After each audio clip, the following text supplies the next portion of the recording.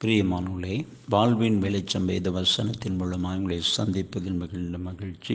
இந்த நாளுக்குரிய வேத வசனம் யோவான் 15 வசனத்தில் நாம் பார்க்கிறோம்.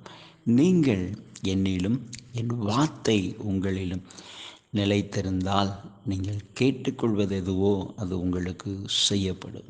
பிரியமானவர்களே, ஆண்டவர் இயேசு சொல்லுகிற வார்த்தையை நாம் பார்க்கிறோம். நீங்கள் என்னிலும் என் வார்த்தை உங்களிலும் நிலைத்திருந்தால் நீங்கள் கேட்கிறது உங்களுக்கு கிடைக்கும் என்று ஆண்டவர் சொல்லுகிறார். இந்த வசனம் அழகாய் சொல்லுகிறது, நீங்கள் நிலைத்திருந்தால் நீங்கள் கேட்டுக்கொள்வது எதுவோ அது உங்களுக்கு செய்யப்படும். இந்த வசனத்தில் ஆண்டவர் ஒரு காரியத்தை தெளிவுபடுத்துகிறார்.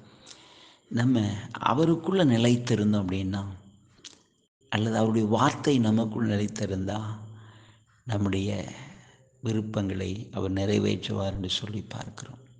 பிரியமானவர்களே, நம்முடைய வாழ்க்கை பயணத்தில் ஆண்டவரோடு நம்ம ஐக்கியப்பட்டிருக்கணும், அவரோடு இணைந்திருக்கணும்.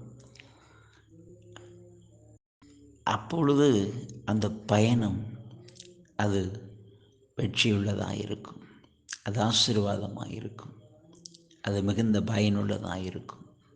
அதைத்தான் இயேசு சொல்லுகிறார். நிலைத்திருங்க, நீங்கள் என்னில் நிலைத்திருங்க, என் வார்த்தை உங்கள் நிலைத்திருக்கட்டும். இந்த வசனம் சொல்லுகிறது, நீ கேட்டுக்கொள்வது எதுவோ அது செய்யப்படும். அப்போ இப்படிப்பட்ட ஒரு வாழ்க்கை வாழ்கிற மனிதனுடைய வாழ்க்கையில் எதை செய்தாலும் அது வெற்றியாக இருக்கும், அது ஆசீர்வாதமாக இருக்கும்.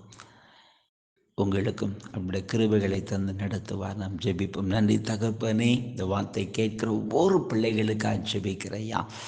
ஆமென் ஆண்டவர், நீங்கள் கேட்டுக்கொள்வது எதுவோது உங்களுக்கு செய்யப்படும் சொல்லியிருக்கிறீங்க. ஆமென் ஆண்டவரே, உங்களை நிலைத்திருக்கக்கூடிய கிருபைகளை தந்தையா, ஒரு வெற்றி உள்ள வாழ்க்கை வாழ உதவி செய்யுங்க. இந்த நாளில் வல்லமை இறங்கட்டும், கரம் இறங்கட்டும், தெய்வ கரமுடைய பிள்ளைகளுக்கு மத்தியில் இறங்கணும். இந்த நாளில் ஒரு அற்புதத்தை செய்து கர்த்தருடைய பிள்ளைகளை ஆசீர்வதித்து நடத்துங்க. சில அன்புக்காக நாங்கள் உம்மை துதிக்கிறோம்.